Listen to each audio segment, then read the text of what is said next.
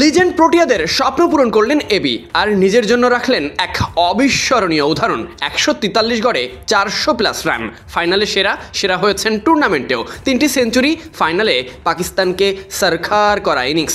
একবারের জন্য কি মনে হয়েছে তিনি সাবেক?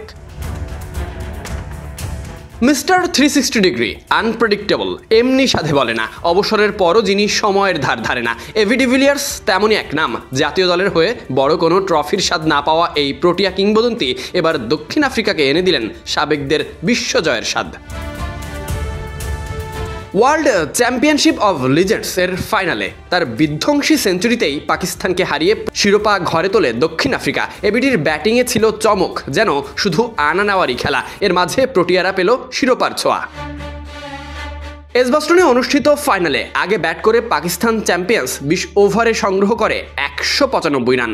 সার্জিল ওমর আসিফ আলী ইম্প্যাক্টফুল ইনিংস খেলেন, আর তাতেই লক্ষ্য দাঁড়ায় বড় হয়ে।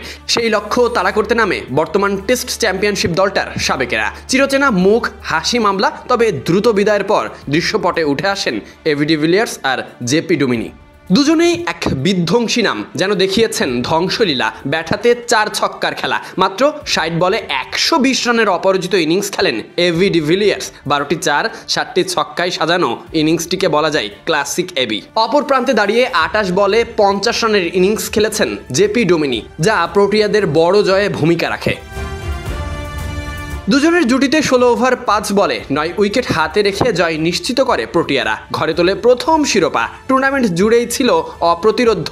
6 ম্যাচে 6 ইনিংসে এবি ডিভিলিয়ার্সের মোট রান 431, গড় 143.67। হাঁকিয়েছেন 3টি ছক্কা, 1টি 50, 46টি 4 আর 26টি বাউন্ডারি মেরে তুলেছেন 340 রান। ফাইনালে সেরা তো বটেই, হয়েছেন টুর্নামেন্টের সেরা। যেখানে বিশ্বজুড়ে ছড়িয়ে ছিটিয়ে থাকা সাবেক তারকারা অংশ নিয়েছিল, সেখানে আলাদা করেই নজর কেড়েছেন প্রোটিয়া এই ব্যাটিং বিস্ময়। এক সময়ের ট্রফিহীন অধ্যায়ের অবসান ঘটল সাবেক হয়ে। সাবেকদের মঞ্চে হলেও দক্ষিণ আফ্রিকার জন্য অন্যরকম সান্ত্বনা। আর এবি ডিভিলিয়ার্স প্রমাণ করলেন নিজেকে হারিয়ে ফেলেননি, হারিয়ে যাননি। ক্রিকেট এখনও তার কাছে ছেলে খেলাই।